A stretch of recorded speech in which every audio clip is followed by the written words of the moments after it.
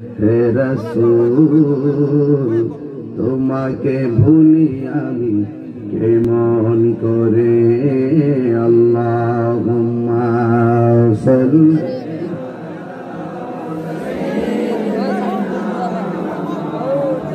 আলা মুহাম্মাদ ওয়া আলা আলি সাইয়্যিদিনা। খেয়ে না খেয়ে দিন প্রচারের কাজে নিজেকে দিয়াছ বিলিয়ে। কায়েফের কাফেরেরা চিহ্ন নাই আলো, দুষ্ট ছেলেদের কিছু দিল নিয়ে। পাথরের আঘাতে কত বিক্ষত হয়ে সারা শরীর থেকে রক্ত ঝরে। হে রাসূল তোমাকে ভুলি আমি কেমন করে। আল্লাহুম্মা সাল্লি। নির্জন দিলে যাওয়া আর সুন্নাত হলো পাথরের আঘাতে খাওয়া, ঠিক কিনা?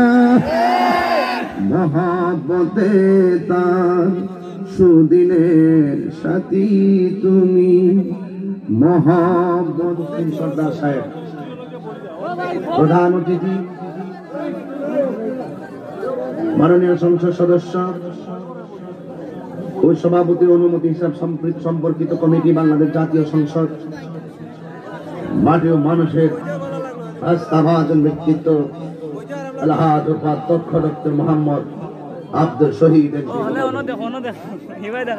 ওয়া মুবাল্লিগিন উলামায়ে কিরাম, উলামায়ে আহলুস সুন্নাহ,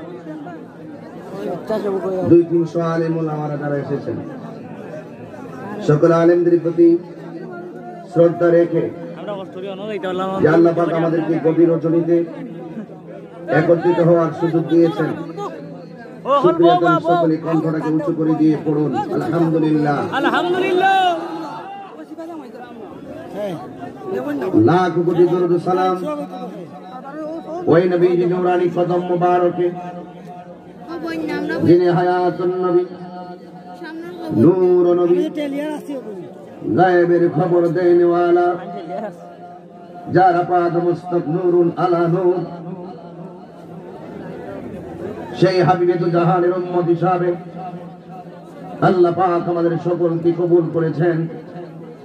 এই জন্য শুকরিয়া তার আবারও পড়ুন আলহামদুলিল্লাহ। আমার চোখে দেখা অনেক আমন্ত্রিত অতিথিবৃন্দরা এসেছেন। উপজেলা পরিষদের চেয়ারম্যান, উপজেলা আওয়ামী লীগ কমলগঞ্জের সভাপতি, উপজেলা আওয়ামী লীগ কমলগঞ্জের সাধারণ সম্পাদক, 5 নং সদর ইউনিয়নের চেয়ারম্যান, কমলগঞ্জ পৌরসভার জননন্দিত মেয়র, আহলুস সুন্নাত ওয়াল জামাতের সভাপতি এবং সমাজসেবক বৃন্দ। তার কারণে সবার নাম উল্লেখ না করলেও সবার প্রতি শ্রদ্ধা জ্ঞাপন করছি। মৌলভীবাজারবাসী, কমলগঞ্জবাসী, কুলাউড়াবাসী, একটি কথা মনে রাখবেন, যার জীবনে ধৈর্য বেশি তার জীবনের সফলতা বেশি। যার জীবনে ধৈর্য কম তার জীবনে হতাশা বেশি। আপনারা অনেকে কথা বলতেছেন, আমি যেন আর একটা সাউন্ড, এদিকে কথা বলে একদম কথা হবে না, চোখ। একটি বিশেষ বিজ্ঞপ্তি, আজকের মাহফিলের প্যান্ডেলে বসার জায়গা না থাকার কারণে বাড়ি থেকে কাউকে আসার জন্য নিষেধ করছি। এখন যারা আছেন সবাই কি চুপ থাকতে পারবেন? চুপ থাকতে পারবেন? দৌলতবাড়ির বিশ্বমজুরি এলাকায় কি মাদ্রাসা করেছেন? এই মাদ্রাসাটা কি নিয়ামত না কিয়ামত? স্বাধীনতা অর্জনের চেয়ে রক্ষা করা অনেক কঠিন। আমরা সুন্নিরা মাদ্রাসা করতে ভয় পাই। বিশ্বমজুরির বাড়ি হলো ব্রাহ্মণবাড়িয়া সদর, মাদ্রাসা করেছেন ভানুঘাট। কি দরকার ছিল? অনেক জায়গায় মাদ্রাসা করেছেন। উদ্দেশ্য কি, কেন করেছেন? কারণ প্রতিষ্ঠান না থাকার কারণে আমরা সুন্নিরা অনেক পিছিয়ে যাচ্ছি। সেই জায়গা থেকে আমরা উত্তরণের জন্য তিনি মাদ্রাসা করেছেন। তিনি কি প্রতিদিন এসে মাদ্রাসায় বসে থাকবেন? এই মাদ্রাসাকে রক্ষা করার দায়িত্ব আপনাদের। আমি দেখতে চাই কারা কারা আজকে এই মাদ্রাসার জন্য নগদ টাকা দিয়েছেন, হাত তোলেন দেখি তো। আজকের মাহফিলে কারা কারা নগদ টাকা দিয়েছেন, হাত তোলেন। লোক যায় না, টাকা দেয় না।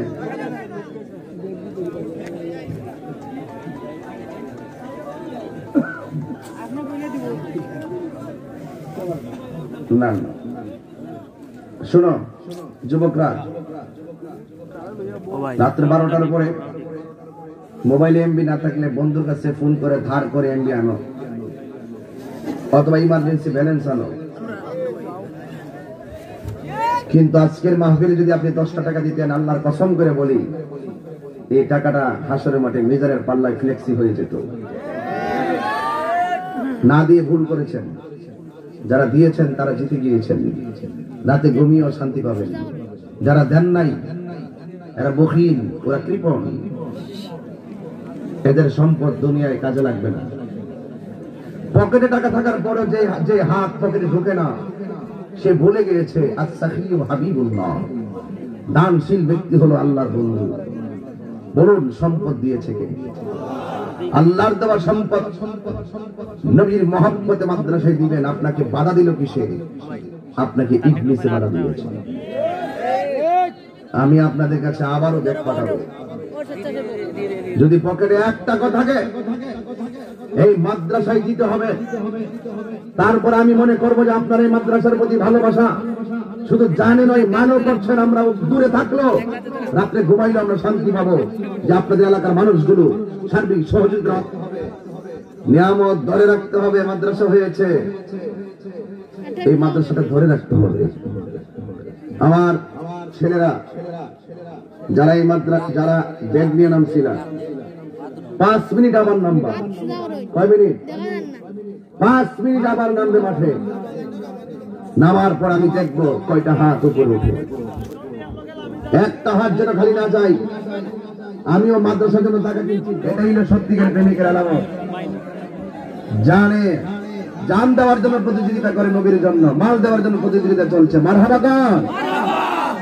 আমি আপনাদের সামনে খুতবায় কোনো আয়াত পড়িনি, এরপর আমি যতটুকু চেষ্টা করব আপনাদের সামনে কিছু বয়ান করার জন্য চেষ্টা করব। শুধু একটা মেসেজ দিতে চাই, আল্লাহ এবং নবীকে যারা কষ্ট দেয় এরা দুনিয়াতেও অপমানিত হয়, হাসরের ময়দানেও অপমানিত হবে। কথা কোন ঠিক না বেটি? এটা আমি বলছি না, আল্লাহ বলছেন। আল্লাহ রাব্বুল আলামিন বলেছেন, আমার বন্ধুকে ভালোবাসাই হলো আমি আল্লাহকে ভালোবাসা। সুবহানাল্লাহ বলবেন না? রাসূল বলেন, আমি তোমাদের জন্য 2টি জিনিস রেখে যাচ্ছি, একটি হলো কিতাবুল্লাহ আর একটা হলো সুন্নাত রাসূল। আমি 2টা জিনিস রেখে যাচ্ছি, তারাকতু ফীকুম আমরাইন লান তাদিল্লু মা তামাসসাকতুম বিহিমা কিতাবাল্লাহ ওয়া সুন্নাত রাসূল। এই 2টা জিনিসকে যারা আঁকড়ে ধরে রাখবে এরা কখনো গোমরা হবে না। আরেক জায়গায় রাসূল বলেছেন, আমি তোমাদের কাছে 2টা জিনিস রেখে যাচ্ছি, যদি তা তোমরা আঁকড়ে ধরে রাখো তাহলে কখনো গোমরা হবে না। একটা হলো কিতাবুল্লাহর জন্য বলছি। আল্লাহর হাবিব হাতের মধ্যে একটি চাদর মুবারক নিলেন। চাদর মুবারক নিয়ে এক পাশে হযরতে মাওলা আলী আলাইহিস সালামকে ধরালেন, আর এক পাশে খাতুনে জান্নাত মা ফাতিমাতুজ জোহরা রাদিয়াল্লাহু তাআলা আনহাকে ধরালেন, আর এক পাশে হযরতে ইমামে হুসাইন রাদিয়াল্লাহু তাআলা আনহুকে ধরালেন, আর এক পাশে হযরতে ইমাম হাসান রাদিয়াল্লাহু তাআলা আনহুকে ধরালেন। 4 জনকে 4 পাশে ধরিয়ে আল্লাহর হাবিব সাল্লাল্লাহু আলাইহি ওয়াসাল্লাম বললেন, আল্লাহুম্মা হাউলাই আহলা বাইতি। আল্লাহ, আমার চতুর্পাশে যারা আছে, যে 4 জন আছে, এরাই হলো আমার আহলে বাইত। এদেরকে যারা কষ্ট দিবে তারা যেন আমি নবীকে কষ্ট দিল। আর আমি নবীকে যারা কষ্ট দিল তারা নিজের ঠিকানাটা নিজেরাই জাহান্নামের মধ্যে করে লইল। তো আজকে থেকে বলুন, আমরা কি নবীকে কষ্ট দিব? আরো জোরে বলেন, কষ্ট দিব? নবীকে কষ্ট দিলে কি আখিরাতে শান্তি পাওয়া যাবে? এই যে নবীকে ভালোবাসতে চাই কি চাই না? এই বক্তা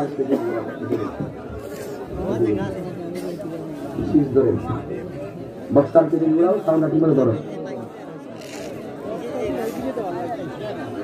হ্যাঁ হ্যালো, এখন ধরো। আল্লাহ রাব্বুল আলামিন বলেন, হ্যাঁ হালকা ঠিক আছে, নবীরে কষ্ট দিলে শাস্তি আছে না নাই? আমরা কি নবীরে কষ্ট দিব না ভালোবাসবো? আচ্ছা, পিছনে চলে গেছে টাকা দিতে নিতে যায় না, সামনে কে কে টাকা দিচ্ছেন হাত তোলেন। আমরা সবাই দেওয়ার মতো রাজি ছিলাম, ঠিক না বেটি? দেওয়ার সময় পাইছি না, কথা কোন ঠিক কিনা? যাক, যারা দিচ্ছেন ধন্যবাদ, আলহামদুলিল্লাহ। দেবেন না লিস্টে দিয়ে দেওয়া যায়, পরের পরের খরচ সুনামগঞ্জ বলে তো তোরা বুঝে পাওয়া যায় না। 5টা কথা বলে একটা কথা বুঝাস না, বলবে কথা বলি।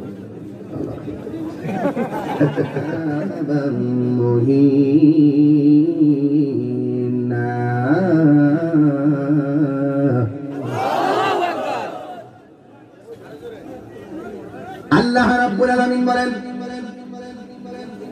ইন্নাল্লাযীনা নিশ্চয়ই যাহারা ইউযুনাল্লাহ, আল্লাহকে কষ্ট দিচ্ছে বা কষ্ট দিবে, ওয়া রাসূলহু, এবং তার বন্ধু নবীকে কষ্ট দিবে, লা'নাহুমুল্লাহু ফিদ দুনিয়া ওয়াল আখিরাতি ওয়া আ'আদ্দা লাহুম আযাবান মুহিনা।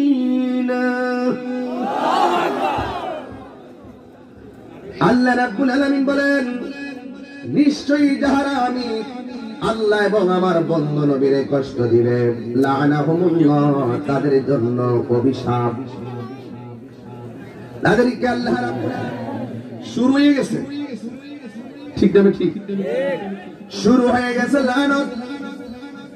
এরা কিছু হইলেই নবীর বিরুদ্ধে কথা বলতো, যারা এত বুঝাইলাম এরপরে বুঝে না। এখন তারা খোয়ারের ভিতরে। আমরা তো বড় আফসোস করি যে এত বুঝাইলাম, যদি তারা বুঝ মানত তাইলে আজকে তাদের কেমন করুণ পরিণতি হতো না। জবানটা খুলে বলুন, আমরা নবীকে ভালোবাসতে চাই কি চাই না? এরপরে আখিরাতে তাদের জন্য আছে শাস্তি। ও হুজুর, আল্লাহ এবং নবীরে যারা কষ্ট দিবে গো, এদের শাস্তিটা কেমন হবে? আল্লাহ বলেন, ও আ'আদ্দা লাহুম আযাবান মুহিনা। দুনিয়া, এটা হলো দুনিয়ার কিঞ্চিত শাস্তি। ওয়ালাহুম ফিল আখিরাতি আযাবুন আযীম, এর চাইতে ভয়ানক শাস্তি আমার আল্লাহ রাব্বুল আলামিন হাসরের ময়দানে প্রস্তুত রেখে দিয়েছেন। এই জন্য মনে করেছে অনেকেই বাংলাদেশে নবীর বিরুদ্ধে কথা বললে আমার হাত কাটা হয় না, যা মনে চায় আমি বলবো। অনেকে মনে করে আমি দুনিয়াতে নবীর বিরুদ্ধে বললে তো আমাকে হত্যা করা হয় না, যা বলা হয় আমি বলবো। অনেকে মনে করে নবীর বিরুদ্ধে সংগ্রাম করলে তো আমাকে শুলে চড়ানো হয় না, যা বলার বলবো। আমিও বলি যা বলার বলো, কিন্তু মনে রাখো দুনিয়ায় যদিও বাচ্চা যাও, আল্লাহ রাব্বুল আলামিন বলে, ওয়ালাহুম ফিল আখিরাতি আযাবুন আযীম। আল্লাহু আকবার। হায়রে, পালাবি কোথায়, বাঁচবি কিভাবে? জবানটা ছাইরা বলো, আমার আল্লাহর ধরা কি নরম না শক্ত? ওই মালিককে ডাক দিতে রাজি আসনি? এই রাজি আসেননি?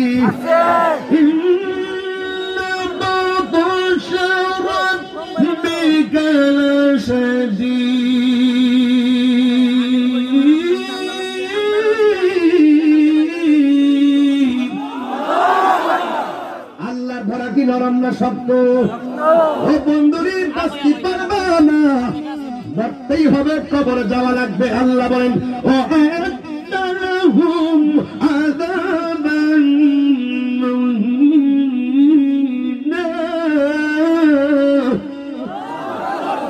এদের জন্য যন্ত্রণাদায়ক শাস্তি। আমরা তো মনে করি নবী নবী কইরে করতে করতে করতে আমরা মইরা যাবো, দুঃখ নাই। যে কবরে আপন নাই, বন্ধু নাই, দৌলত বাড়ি পিসা বুঝুর এত জান দিয়ে কইল, কথাটা মনোযোগ দিলে কাম হয়ে গেছে। ও বন্ধুরে, মরে যাব দুঃখ নাই, মরার পরে পৃথিবীর কোনো হারে মরার পরে তাহিরি এই হাজার হাজার মানুষ আমার সাইরানার কাজে আসবে না গো, যদি আমার নবী আমার আপন না হয়। কথা কোন ঠিক না বেঠে?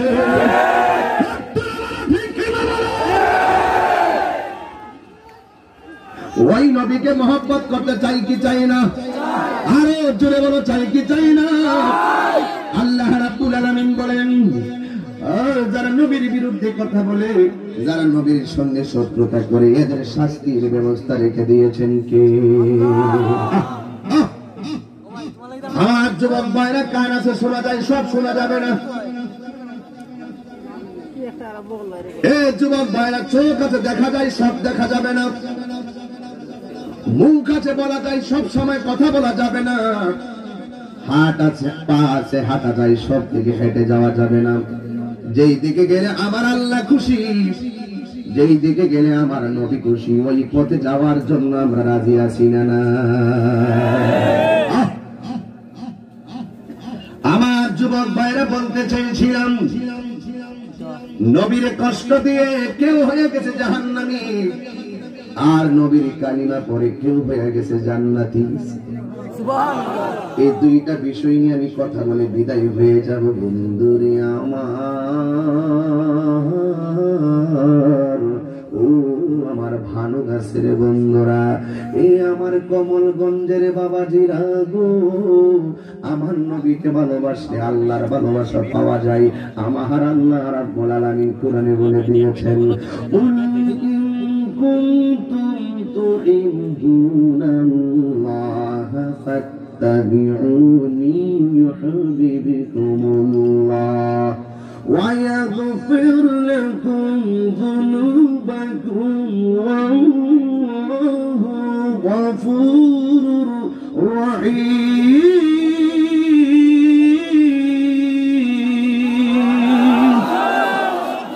কখনো তোমাকে যদি ভুলি, আমার মনে হয় আপনারা সবাই আমার সঙ্গে কণ্ঠ মিলালে এই গুরুস্থানের কবরবাসীরা বহুত আনন্দে নাচবে। বলেন না, বলেন না, বলেন না। কখনো তোমাকে যদি ভুল, হেদায়েতের আলো জ্বলে নিয় কাছে তুলি, ঠাই দিও গো প্রভু, ঠাই দিও গো প্রভু, তুমি দয়াবান, তুমি রহমান, তুমি মেহেরবান, তুমি রহমান, তুমি মেহেরবান। আল্লাহু আকবার। জনম জনম যদি গাহি তোমার মহিমা গাওয়া শেষ হবে নাহি, জনম জনম যদি গাহি তোমার মহিমা গাওয়া শেষ হবে নাহি। দয়া করো, মায়া করো, আও হে দয়াবান,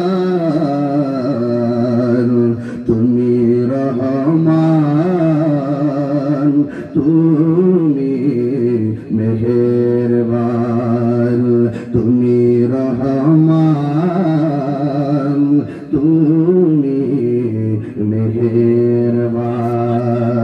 খারাপ লাগতেছে, কষ্ট কষ্ট হচ্ছে, একটা জবান বন্ধ রাখবেন না, চিৎকার মেরে বলুন সুবহানাল্লাহ। পরিবর্তন হয় কি হয় না? আর জোরে বলা হয় কি হয় না? যেই নবীর দুআই আল্লাহ কবুল করে সরাসরি, যেই নবী কাউকে যদি বদদুয়া দেয় ধ্বংস হয়ে গেছে, কাহার জন্য দোয়া করলে দোয়া কবুল হয়ে গেছে। এই জন্য আমি বলেছি ওই নবীর কষ্ট দিলে আমার আল্লাহ কষ্ট পায়, আর আল্লাহ কষ্ট পেলে ও আদালাহু মাযাবান মুহিনা, তাদের জন্য হলো শাস্তি তো একটা আছে, আবার হলো লাঞ্ছনাদায়ক শাস্তি। চিৎকার মেরে কোন আল্লাহু আকবার। নবীর দোয়া কেমন দেখেন, আমার নবীর দরবারে হযরত আবু হুরায়রা রাদিয়াল্লাহু তাআলা আনহু গেলেন, যাওয়ার পরে আমার নবীর সালাম দিল। আপনারা বলেন ইয়া রাসূলুল্লাহ বলা জায়েজ আছে না নাই? আরো জোরে বলো আছে না নাই? একটা সাহাবীও বাদ নাই, তারা সব সময় কইতো লাব্বাইক ইয়া রাসূলুল্লাহ। জোরে কোন ঠিক কিনা? আজকে অনেক মানুষ ইয়া রাসূলুল্লাহ বললে শিরকের ফতোয়া দেয়। নাউজুবিল্লাহ কয় না? এই পোলাপান জোরে কোন নাউজুবিল্লাহ? ইয়া রাসূলুল্লাহ বলা কি শিরক?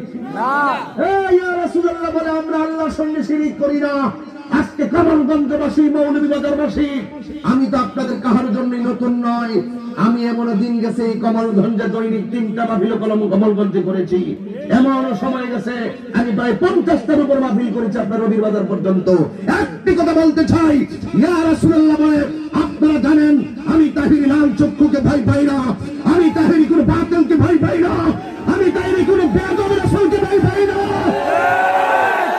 একটা কথা মনে রাখো, ইয়া রাসূলুল্লাহ বলে আমরা আল্লাহর সঙ্গে শিরক করি না, আমরা ইয়া রাসূলুল্লাহ বলে মুস্তাফার সঙ্গে পীড়িত করি, পীড়িত করি, পীড়িত করি। আল্লাহু আকবার। ইয়া রাসূলুল্লাহ জিন্দাবাদ, জিন্দাবাদ, ওরে ওরে চালো। আল্লাহু আকবার, আল্লাহু আকবার জোরে বলেন। ইয়া রাসূলুল্লাহ বলতেই থাকবো আর তোরা জ্বলতে থাকবি, আমরা গাইতেই থাকবো তোরা জ্বলতে থাকবি, আমরা নবীর শান বলতেই থাকবো তোরা পুড়তে থাকবি, আমরা নবীর পক্ষে কথা বলবে তোরাই জেলের ভাত খাবি। সাবধান বলে দিলাম, রাসূলুল্লাহ বিরুদ্ধে ইন্নাল্লাযীনা ইউযুনাল্লাহা ওয়া রাসূলাহু লাআনাহুমুল্লাহু ফিদ দুনিয়া ওয়াল আখিরাহ ওয়া আ'আদ্দা লাহুম আযাবান মুহিনা। আল্লাহ বলেন যারা আমার বন্ধুদের কষ্ট দিবি দুনিয়াতে অপমানিত হবি, আখিরাতে লাঞ্ছনায় পড়বি। আমরা তো কান্দি তুঙ্গুল লাগিয়া, এখনো সময় আছে আয়েশা বুড়ো, এখনো সময় আছে আহলে বাইতের পতাকা তোলা আসো, এখনো সময় আছে মুস্তাফার দামান ধরো, এখনো সময় আছে গৌসে পাকের দামান ধরো, হাজে গরিবে নামাজের কদমে আসো। দেখবা সব মামলা মুকদ্দমা আকাশে উড়ে গেছে। তুঙ্গুল লাগিয়া না রাগ করি, তোমরা লাগিয়া না রাগ করি। তোমরা যদি আমরা কথাটি মানতা তাহলে আমরা মিল্লা জিল্লা গেলে গা ইসলামের বাগানটা কত সুন্দর হয়ে যেত পারে। তোরা বাস একটা আমরা একটা ব্যবস্থা, আমরা একটা ঠিক আছে, লাস্টে যাই সুন্নিকে টিকবো, আমরা তো টিকতেছে আরো টিকবো, ভয় পাই লাভ নেই। এখন তো হুজুর আপনি কোন ইচ্ছে কথা শুরু করছেন কি লাগে? হ্যাঁ কিছু আমি নাম লইছি, আমি কেউ নাম লইছি? আমি ওয়াজ করলে তোরার কেন চলে রে বন্ধু, তোরার কেন চলে? আমি কারো নাম লইছি? তারা তারা তার উত্তর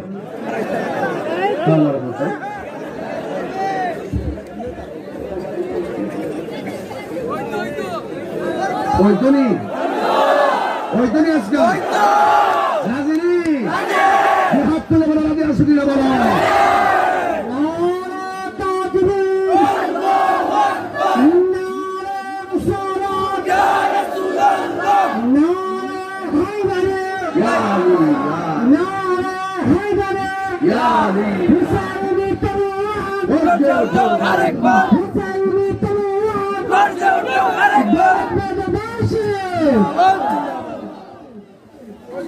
আলহামদুলিল্লাহ কর, আর আলহামদুলিল্লাহ বলেন।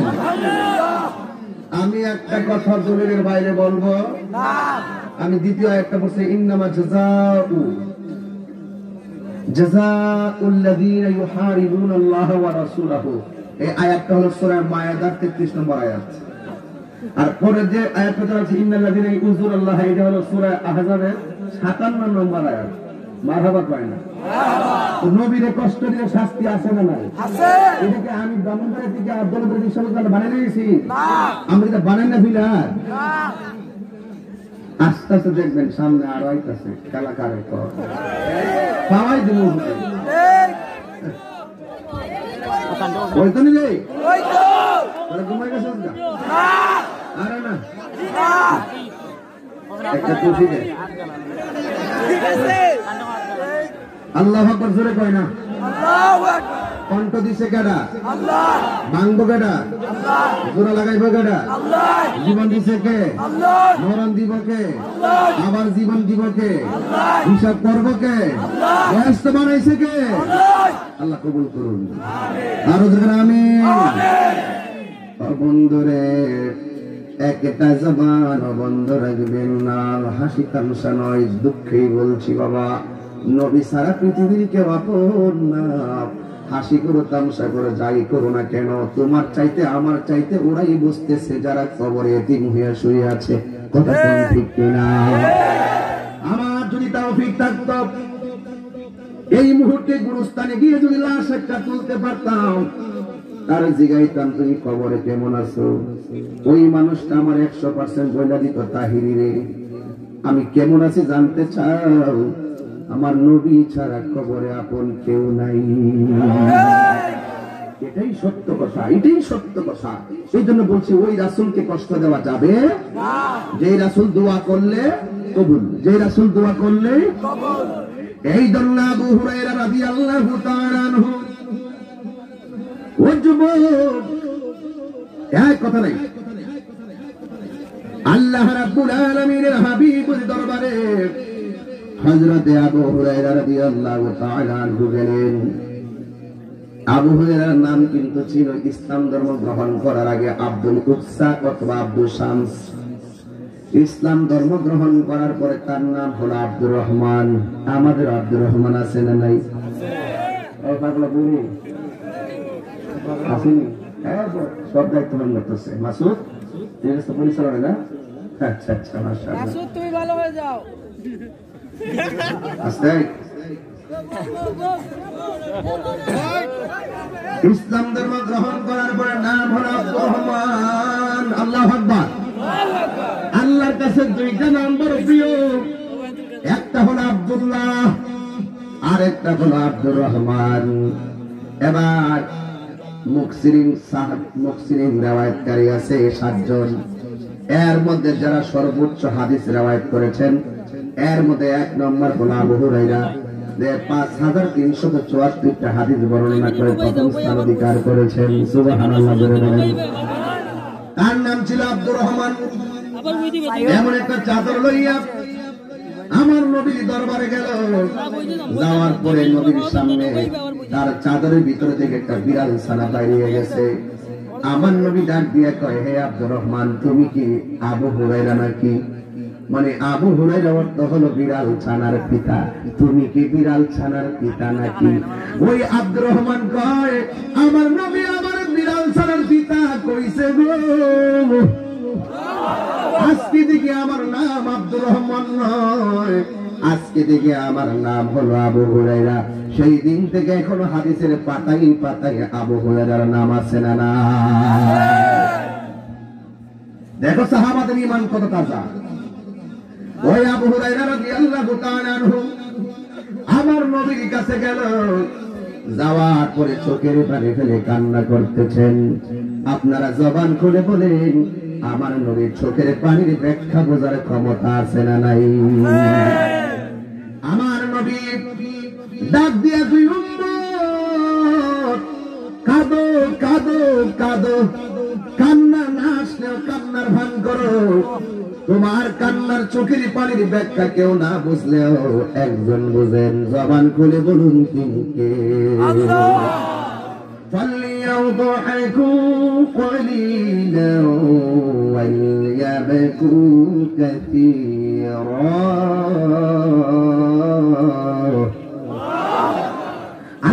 বান্দারি কোন কোন করে হাসো, ও বান্দা বেশি বেশি করে কাঁদো, কাঁদলে গুনাহ মাফ হয়, কাঁদলে সিনা সাফ হয়, কাঁদলে জাহান্নামের আগুন চোখের পানিকে ভয় পাই। এবার আবু হুরায়রা রাদিয়াল্লাহু তাআলা আনহু নবীর সামনে দাঁড়িয়ে কান্না শুরু করলেন। আমার নবী বলে, আবু হুরায়রা কোনদিন তো তুমি এমন ভাবে কান্না করো নাই, আজকে কেন তুমি কান্না করতেছো?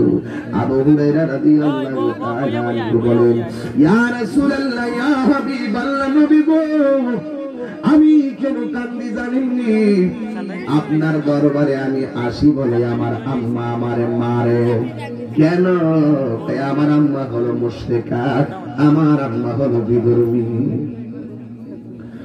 আমার নবী ডাক দিয়ে কি, আবু হুরায়রা তুমি আমার কাছে আসো বলে তোমার আম্মা তোমারে মারে, তুমি কি তোমার মায়ের বিরুদ্ধে বিচার দিতেছো নাকি?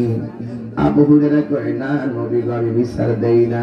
আমার নবী বলে, আবু হুরায়রা তোমার আম্মা যদি বিধর্মী হয় তার সঙ্গে তোমার ভালো ব্যবহার করতে হবে। কেন? এই মাই তোমার 10 মাস 10 দিন পেটের মধ্যে ধারণ করেছে। আবু হুরায়রা কয়, নবী গো, আমি আমার মায়ের বিরুদ্ধে কোনো বিচার দিচ্ছি না। ও নবী, আমি আমার মায়ের বিরুদ্ধে কোনো লালিশ দেই না। তবে একটা কথা কইতে আইছি গো নবী, আমি যতদিন আপনার কাছে আসি বাড়িতে গিয়ে ভালো করে ঘুমাইতে পারি না। আমার আম্মা শুধু আমার মারে, শুধু মারে। আমার নবী কই, মারলো তুমি ভালো ব্যবহার করো। বা দেখছেন নি আমার নবী কেমন রাহমাতুল লিল আলামিন। এবার আবু হুরায়রা কই, নবী গো, আজকে আমি একটা ভিন্ন দাবি নিয়ে আসছি। আমার নবী ডাক দিয়ে কই, আবু হুরায়রা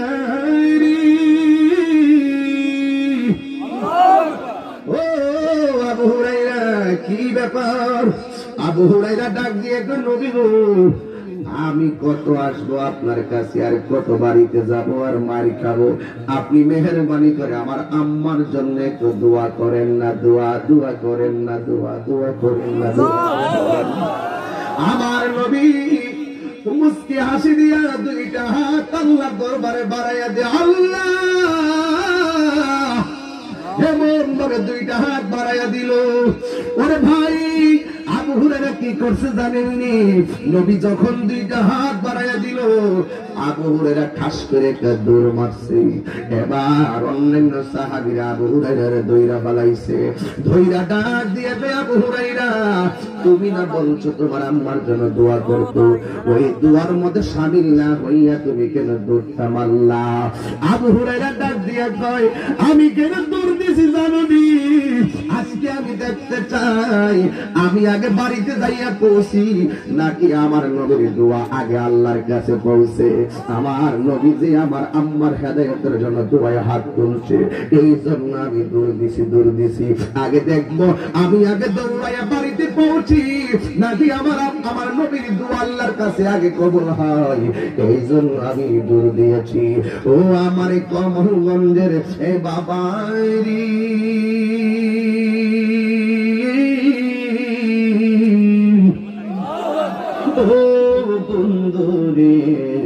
যদিও কমলগঞ্জে ওয়াজটা কখনো করি নাই, শুধু 2-3 দিন ধরে আমি বয়ানটা অনলাইনে ছেড়ে দিয়েছি।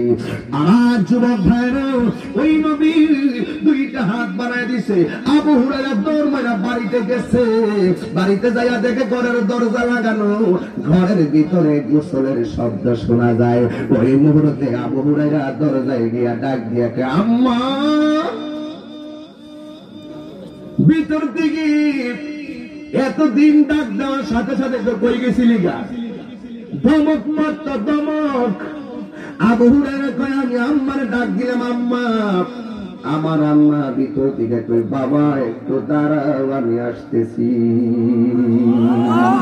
আর জোরে জোরে কও না আল্লাহু আকবার। পিরিতি শিখায়া কই গেলা লোকায়া, এই তাহিরি করি কি পাই, এই তাহিরি করি কি উপায় ও মোর জালা রে জালা কি দিয়া আমি ভাই জোরে কোন ঠিক না বেঠি না বরং রূপ ধরিয়া পাগল করিয়া এখন দয়াল রহিলা কোথায় ওরে জ্বালাইতে কতক্ষণ নিবাইতে কতক্ষণ জ্বালাইতে কতক্ষণ নিবাইতে কতক্ষণ জানি দয়ালের দয়ার অভাব নাই জোরে কোন আল্লাহু আকবার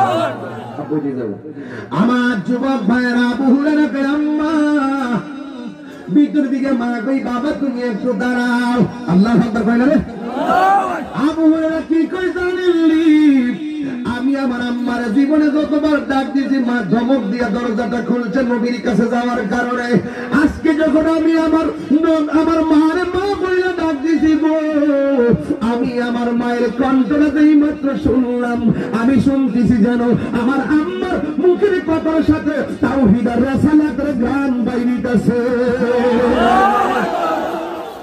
আল্লাহু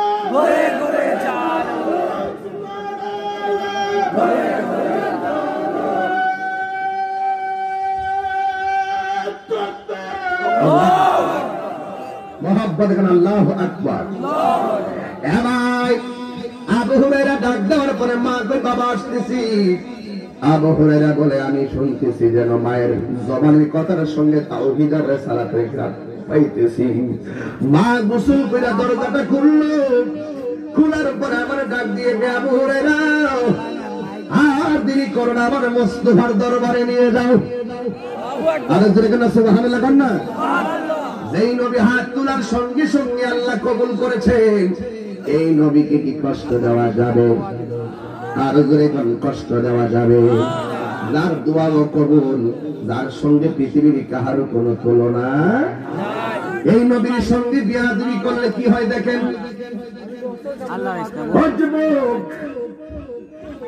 এক খ্রিস্টান যুবক আমার নবীর কাছে কালিমা পড়ে মুসলমান হয়েছে মুসলমান হইয়া দুইটা কোরআনের সূরা মুখস্থ করেছে একটা সূরার নাম সূরা বাকারা আর একটা সূরার নাম হলো সূরা আল ইমরান এই দুইটা সূরা মুখস্থ করার পরে আমার নবী তার কেরানির চাকরি দিলেন কেরানির চাকরি কিন্তু যখন কেরানির চাকরি দিয়ে দিলেন লেখালেখির কাজ করে লেখালেখির কাজ করে লেখালেখির কাজ করে কিন্তু লিখতে লিখতে একদিন হঠাৎ কইরা তারে এমন শয়তানে পেয়েছে সে মানুষের কাছে বলে বলে বেড়াই নবী লিখতে পারে না পড়তে পারে না আমি লেখা দিলে নবী পড়ে নাউজুবিল্লাহ কালকা কোন আরে জোরে কোন নাউজুবিল্লাহ কোন নবী পড়তে পারে না নবী লিখতে পারে না নবী নিরক্ষর ছিল নবী মূর্খ ছিল ওই এই বক্তব্য যেতে গেছে আমি ওই যেটা লিখতে দেই ওই নবী পড়ে আল্লাহ ওই গাছা তো ভাই একটা দুনিয়া বাংলাদেশে আইছিল এছাড়া আমার নবী ওই ইহুদিদের খ্রিস্টানদের একদম বাইর করে দিছে নবীর সাথে বেয়াদবি করার কারণে লাস্টে সে কি করছে আবার খ্রিস্টান হয়ে গেছে এখন সে যেখানে থাকুক না কেন মৃত্যু তো একদিন হবে কথা কোন ঠিক না ঠিক এই খ্রিস্টানের মৃত্যু হয়ে গেল তারে কবরে দেওয়া হলো কিন্তু কবরে দেওয়ার পরে পরের দিন সকালবেলা দেখে তার লাশটা কবরের উপরে পড়ে আছে ওই খ্রিস্টানরা সবাই বলতেছে এটা হলো নবীর কাজ নাউজুবিল্লাহ কোন কারণ এই ছেলেটা কালিমা পড়া মুসলমান হওয়ার পর আবার যখন খ্রিস্টান হয়ে গেছে এই জন্য হয়তো নবী এবং তার দল বলগুলো কবর থেকে লাশটা উঠাইয়া ফেলাইছে জোরে জোরে বলে নাউজুবিল্লাহ এই আমার বন্ধুরি এখন সবাই মিলে মিশে আবার তারে দাফন করলেন গভীর কইরা উপরে বাঁশ দিয়া পাথর দিয়া চাপা মাইরা সুন্দর করে কবরে দিলেন কিন্তু আল্লাহর লীলা কেন বোঝা যায় না আবার দ্বিতীয় দিন সকাল বেলা থেকে লাশটা মাটির উপরে পড়ে আছে। এবার তৃতীয় দিন আবার নবীর এই সন্দেহ করলো, নবীর সন্দেহ কইরা তৃতীয় দিন তারা তাদের নির্দিষ্ট জায়গায় আবার কবর দিল। কিন্তু আল্লাহর দ্বারা নরম না, আল্লাহর দ্বারা শক্ত। নবীরে কষ্ট দিয়া কবরে গেলে মাটিও তারে কবরে জায়গা দেয় না। কথা কোন ঠিক না? একদিন, দুই দিন, তিন দিন।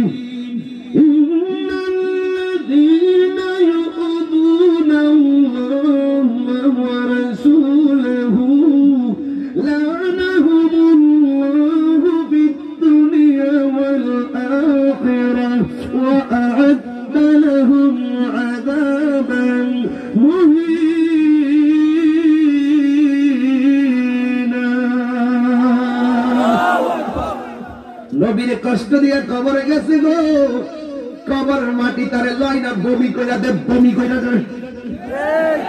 বাড়ি করে দেওয়ার পরে তৃতীয় দিনের মাথায়ও তার লাশটা উপরে, কিন্তু তৃতীয় দিনের মাথায় কিন্তু লাশটা যদিও উপরে, ওরা নির্দিষ্ট গ্রুপ কইরা তারে কবর দিল যেন নবী আসে কিনা দেখার জন্য। শেষ পর্যন্ত তারা বলতে বাধ্য হয়েছে এটা প্রতিদিন এমন ভাবে কবর থেকে উঠে যায়, কারণটা কি? কিন্তু একদিন, দুই দিন, তিন দিন, চার দিনের মাথায় তার পেটটা ফুলে গিয়ে বাষ্প হয়ে গেছে, তার ভিতরে থেকে নাড়ি বড়ি বের হয়ে গেছে, কান দিয়ে মাথার মগজ গুলা পড়তেছে। এবার এলাকাবাসী কয় 100 বার কবর দিল সে কবর থেকে উঠে আসবে, এখন আর তারে কবর দেওয়ার দরকার নাই। এবার লাশটার নবীর সঙ্গে গাদ্দারি কইরা কবরে গেছে, কবর তার লয় না।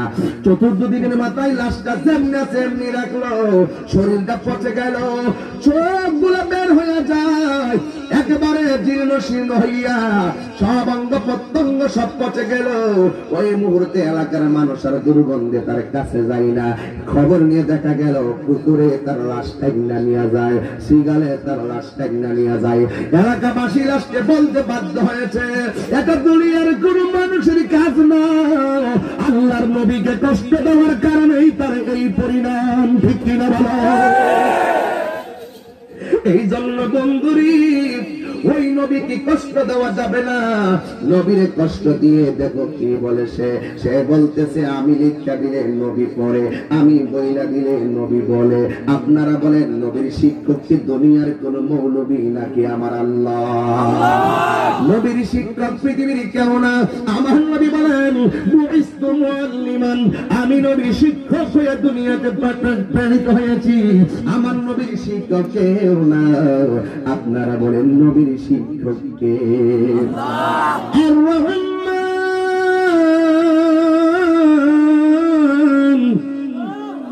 আল্লামাল কুরআন খালাকাল ইনসান।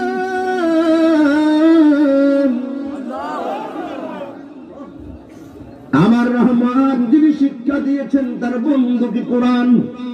এই জন্য বাংলাদেশের এক মৌলবী বলছিল নবীর অক্ষর নবী লিখতে জানতো না, পড়তে জানতো না, মূর্খ। ইনি হইল শিক্ষিত, এর লেগা উষ্টা মাইরা দেশের বাইরে। কথা কোন ঠিক না? ঠিক।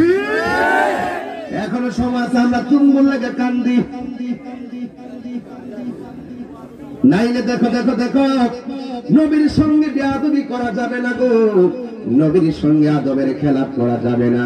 নবীর মহব্বত কইরা একটা নাস খ্রিস্টান কিশোর বয়সের ইহুদি খ্রিস্টান কিশোর বয়সের ইহুদি আমার নবী যখন মসজিদের মধ্যে বয়ান করত, ওই বয়ানটা শোনার জন্য ইহুদি খ্রিস্টানটা ইহুদি কিশোর বয়সের ইহুদিটা দাঁড়ায়া থাকতো, কিন্তু মসজিদের ভিতরে ইহুদিটা ঢুকতো না। বড় মজার কথা দেখেন, ও কষ্ট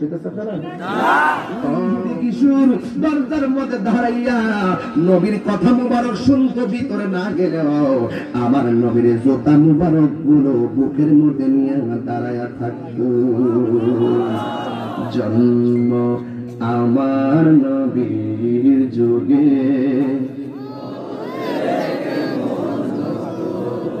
বলবো বলি ভাই এখন করে মিলাই দেন না। জন্ম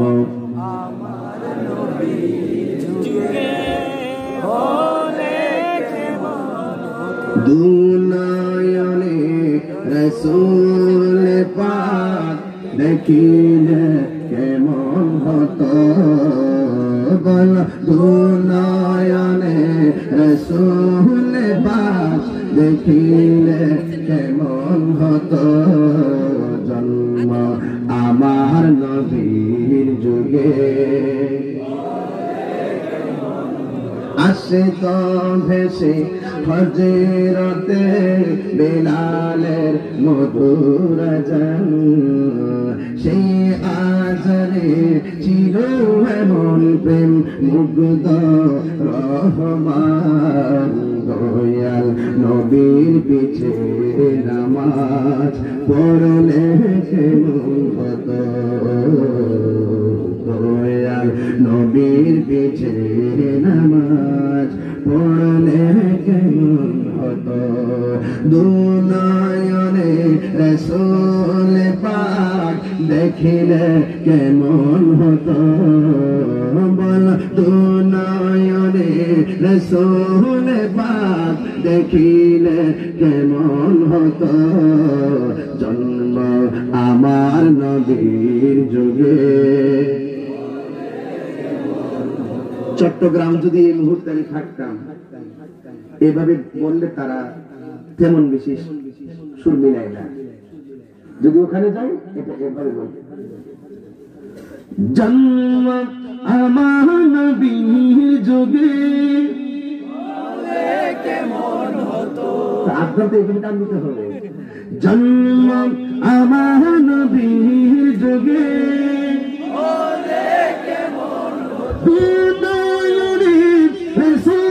হতো দেখিলে কেমন হতো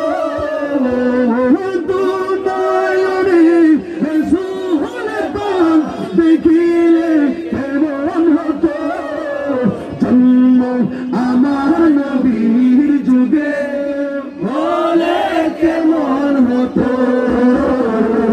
জন্ম আমার নবীর যুগে বলে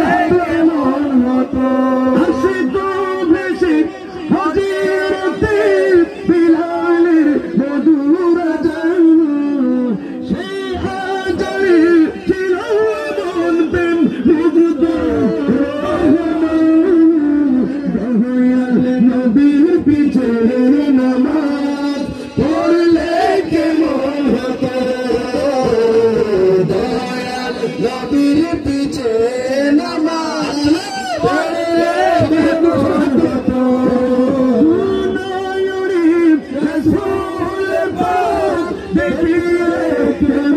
হতো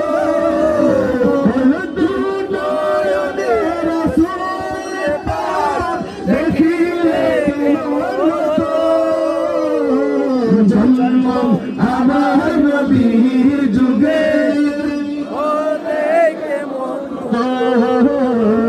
জন্ম আমার নবীর যুগে বলে কেমন হতো কেমন লাগলো ঠিক আছে না আরে ইহুদি কিশোর মসজিদে না ঢুকলো মনে মনে রসুলকে এত মোহব্বত করতো দরজা থেকে জুতা মুবারক ইহুদির বুকের মধ্যে নিয়ে দাঁড়িয়ে থাকতো আর আমি বললাম জন্ম আমার যুগে জন্ম যদি নবীর যুগে হতো আমি কি করতাম আমি এটাই করতাম কোন কাফের যদি মুস্তুয়ার দিকে তীর মারত ওই তীরের বরাবর তাহিনীর বুকটা পেটে দিয়ে জীবনটা শেষ করে দিতাম মুস্তুয়ার বদলে একটা পাথর লাগতে দিতাম না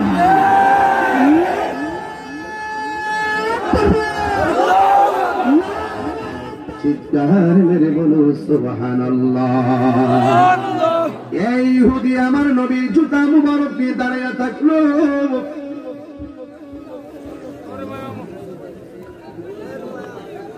একদিন দুই দিন তিন দিন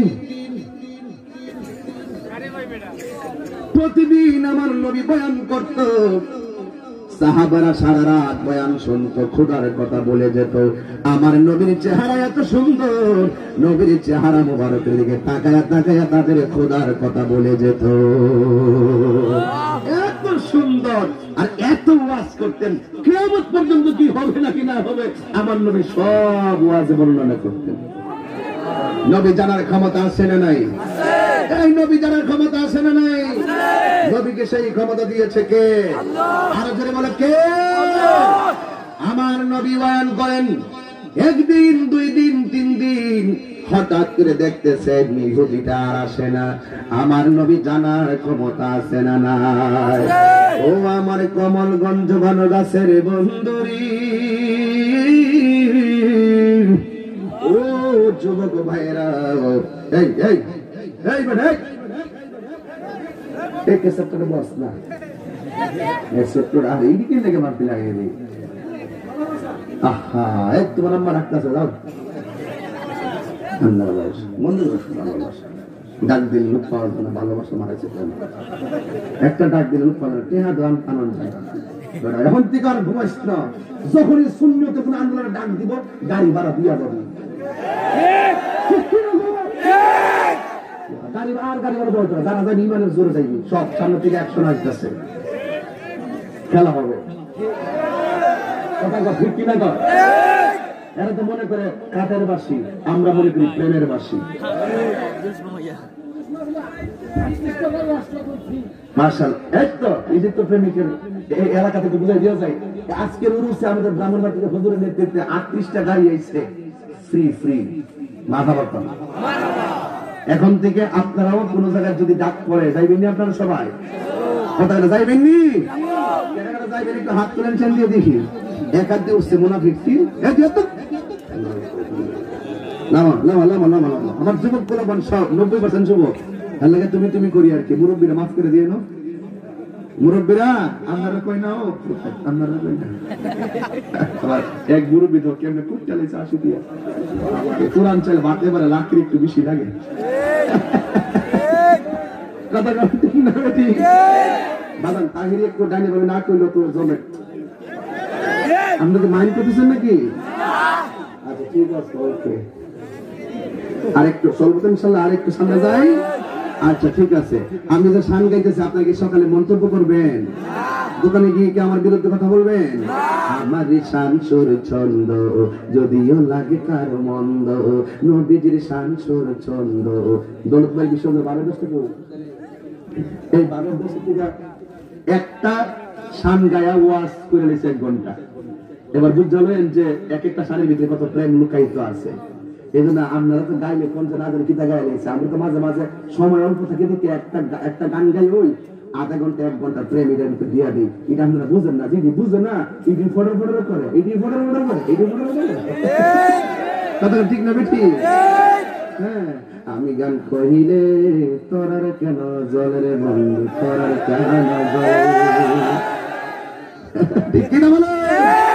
আমার শান সুর ছন্দ যদিও লাগে কারো মন্দ, নবীজির শান সুর ছন্দ যদিও লাগে কারো মন্দ, অলিদের শান সুর ছন্দ যদিও লাগে কারো মন্দ, যদিও লেগে যায় দ্বন্দ্ব, যদিও লেগে যায় দ্বন্দ্ব, আমার শান আমার সুর সবই যে নবীজির জন্য, নাকি আমার জন্য? সব আমার নবীর জন্য, আমার আল্লাহর জন্য।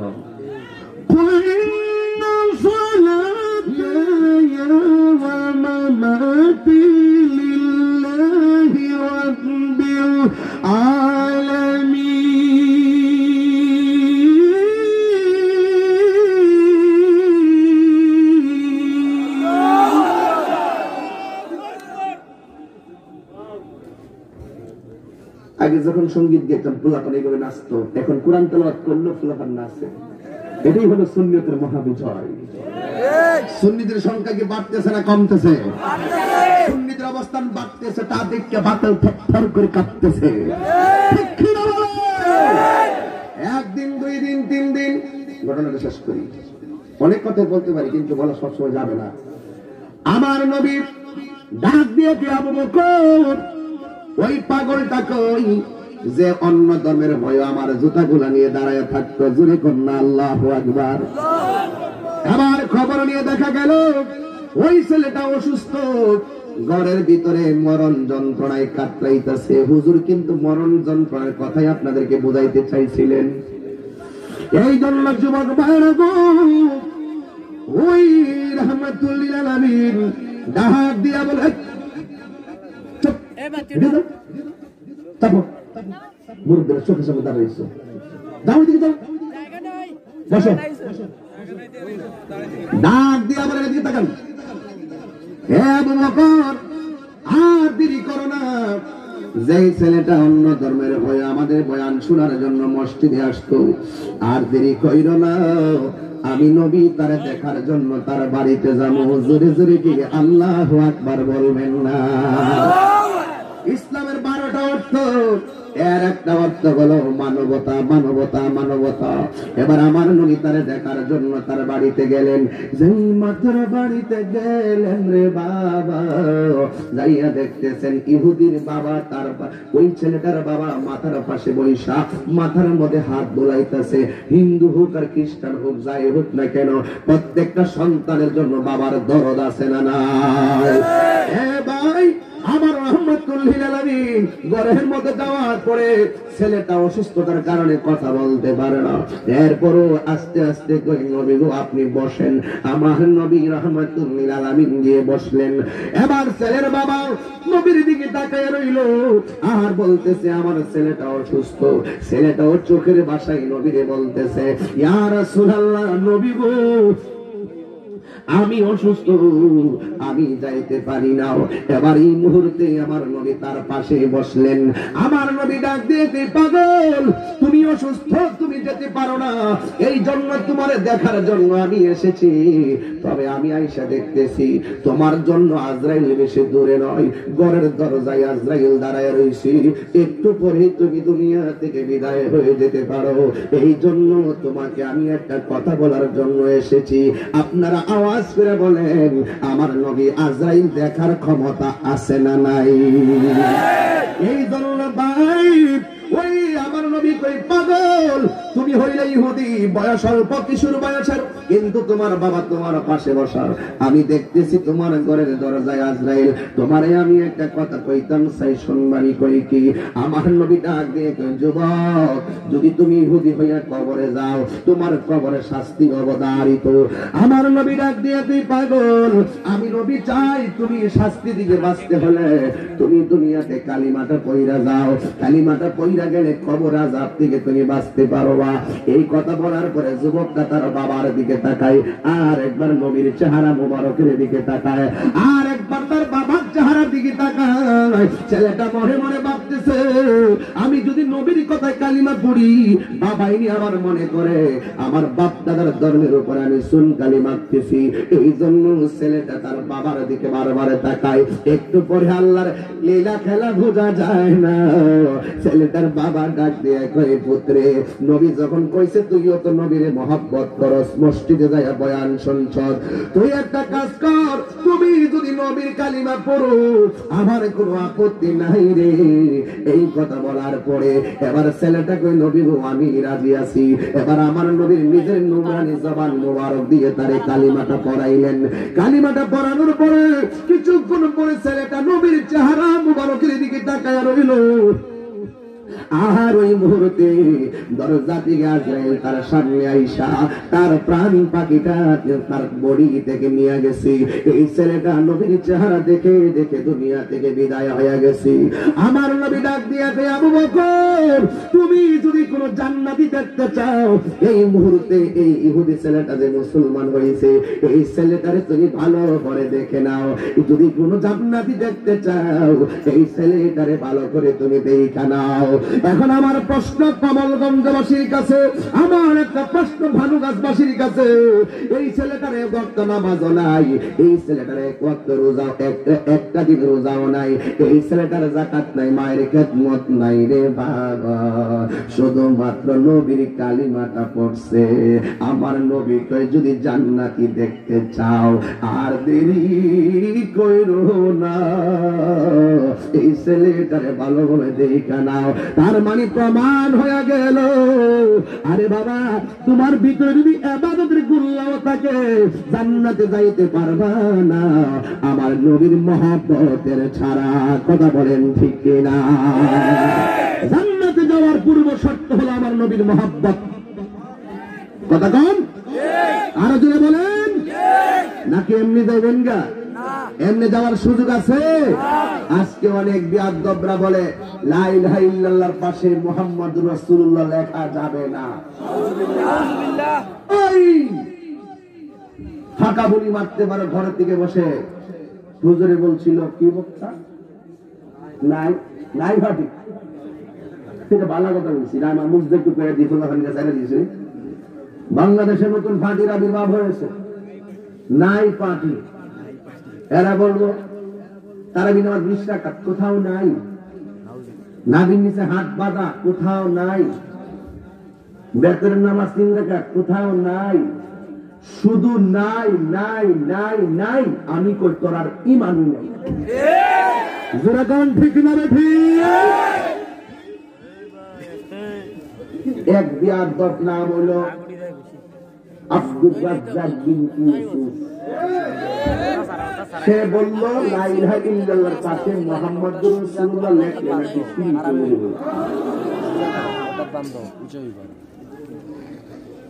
সারা জীবন কালিমা কইলাম লা ইলাহা ইল্লাল্লাহু মুহাম্মাদুর রাসূলুল্লাহ। আর এতে কইল লা ইলাহা ইল্লাল্লাহর পাশে পাশাপাশি মুহাম্মাদুর রাসূলুল্লাহ লেখা যাবে না। এই কথা যেই ব্যক্তি বলে তারা প্রকাশ্যে কালিমার বিরুদ্ধে ষড়যন্ত্র শুরু করেছে। এদের বিরুদ্ধে সকলকে ঐক্যবদ্ধভাবে প্রতিহত করতে হবে। কথা বল ঠিক না বেঠিক? মাননীয় সরকারকে বলছি, সব জায়গায় বলে আবারও বলি, আমরা বারবার বলে আসছিলাম, আমরা কথা মানছে না। ওই লাস্টে গিয়া ধরা খাইছে, এরপরে বুঝছে, এখন গিয়া কাম করতেছে। আহলে হাদিসের ব্যাপারে বোঝা দেওয়া যায়। ওরা একদিন এই বাংলাদেশে একদল তো ইমানের বিরুদ্ধে কথা বলে জাতিকে বিভ্রান্ত করেছে, আরেকদল ইমান আর আমলের বিরুদ্ধে অবস্থান করে জাতি এবং দেশকে বিপদে ফেলে দিচ্ছে। এখনো সময় আছে, ওদেরকে থামান, ওদেরকে থামান। ওরা এক এক সময় জাতীয় পতাকার বিরোধিতা করে, ওরা এক এক সময় জাতীয় সঙ্গীতের বিরোধিতা করে, ওরা রাষ্ট্রের বিরোধিতা করে, ওরা ইসলামের বিরোধিতা করে, ওরা ইবাদতের বিরোধিতা করে, ওরা ইমান বিদ্বেষী কথা বলে, ওরা রাষ্ট্রদ্রোহী কথা বলে। এখনো সময় আছে, প্রধানমন্ত্রী আপনি এদেরকে থামান। যারা বলে জিন্দা নবীকে তালাক দিলাম, নাউজুবিল্লাহ কয় না, যারা বলে জিন্দা নবীকে তালাক দিলাম, তাদের টুপি, তাদের দাড়ি, তাদের বক্তব্য একটা অভিনয়। এই সমস্ত অভিনয়ের মাধ্যমে বিদেশি এজেন্ডা বাংলাদেশে বাস্তবায়ন করতে চায়। এদেরকে থামান, এখনো সময় আছে।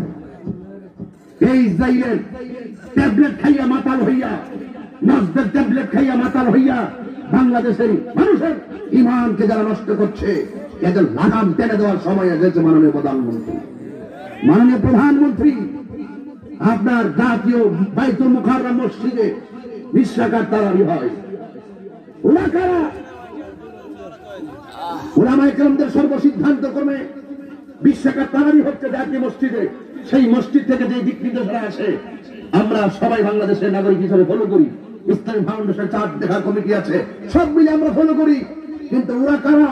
যারা মসজিদ মুসল্লিদের মধ্যে ধাক্কা লাগাচ্ছে, ওদের লাগাম কেটে নিয়ে ধরুন মাননীয় প্রধানমন্ত্রী, এখনই ধরুন। আর না হয় ধর্মের যে সঠিক ভাবধারা রয়েছে, সেই ভাবধারার উপরে একটি বিশৃঙ্খলা সৃষ্টি হবে বলে মনে করে আহলুস সুন্নাত ওয়াল জামাত। আমরা আহলুস সুন্নাত ওয়াল জামাত শান্তিতে বিশ্বাসী। আমরা আহলুস সুন্নাত ওয়াল জামাত সন্ত্রাসীতে বিশ্বাসী নয়। আহলুস সুন্নাত ওয়াল জামাত জঙ্গিবাদে বিশ্বাসী নয়। আহলুস সুন্নাত ওয়াল জামাত মানবতায় বিশ্বাসী। কথা বলুন ঠিক না ঠিক? এই জন্য এখনো সময় আছে। সকলকে অনুরোধ করবো আপনাদেরকে, আপনার ঘরে সন্তান একটা বিদেশ গিয়ে বাড়িতে আইসা বড় ফতোয়া মারে, আপনি সারা জীবন 20 টাকা তারাবি পড়লেন, সে সৌদি আরব থেকে ঘুরে আইসা তারাবি নামাজ 7 রাকাত, বেতন নামাজ 1 রাকাত, আইসা ঘরের ভিতরে আগুন লাগাই দিচ্ছে। এই সমস্ত সন্তানগুলো, এগুলো সুলক্ষণ না, এগুলো কুলক্ষণ। কথা বল ঠিক না ঠিক? আল্লাহ তাবারক ওয়া তাআলা আমাদের সকলকে দয়াল নবীর মহব্বত হৃদয়ে ধারণ করার তৌফিক দান করুন। আমিন। আরো জোরে আমিন। আপনাদের কাছে 2 মিনিট সময় চেয়ে নিলাম। একটা লোক হাত তুললা বলেন, হুজুর এই মাদ্রাসায় আমি 20,000 টাকা দিব, আমি ব্যবসা করি কিংবা বিদেশ থাকি। এই কেন উঠছি না?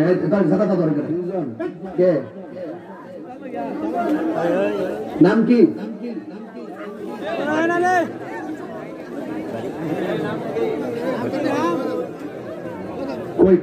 কই সানি রাশেদুল ইসলাম সানি বাড়ি কই এই দেখ কি শুনিছে ফাল দি ফুলবাড়ি চা বাগান 5,000 টাকা বলে মারহাবা ইয়া নবী সালাম